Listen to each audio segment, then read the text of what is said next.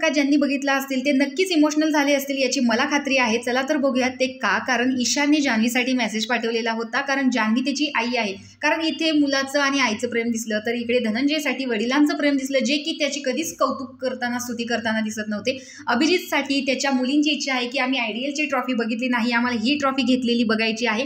त्यामुळे त्या दोघींनीही खूप सुंदर पद्धतीने अभिजितला सांगितलेलं आहे. त्यामुळे अभिजित देखील इमोशनल झाला होता. त्यानंतरचा मेसेज होता तो पॅडी भाऊंसाठी, कारण पॅडी भाऊ नेहमीच त्यांच्या दोन मुलींबद्दल सांगताना दिसतात, फॅमिली ट्रिपबद्दल सांगताना दिसतात. त्यामुळे त्यांना सुद्धा त्यांच्या वडिलांचा नक्कीच गर्व आहे आणि ते सुद्धा त्यांची ट्रॉफी घेऊन येण्यासाठी वाट पाहत आहेत आणि तुम्ही स्ट्रॉंग राहा असं त्यांनी सांगितलेलं आहे.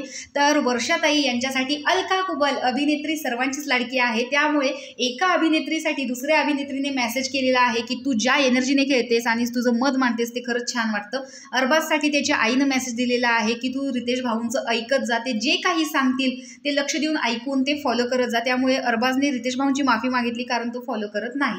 अंकिताचे वडील तिची कधीही स्तुती करत नाहीत असं तिने सांगितलेलं होतं एकदा एपिसोडमध्येच. तर इकडे आज अंकिताचे वडील तिच्यासाठी स्तुती करताना दिसत आहेत, त्यामुळे तिला भारी वाटलं. निकीसाठी तिच्या आईनं मेसेज केलेला आहे की ट्रॉफी घेऊनच ये, आणि ती रडली नाही कारण तिच्या आईला तिला पेन द्यायचं नाही म्हणून ती रडली नाही. तिच्या आईवरचं प्रेम दिसून आलं.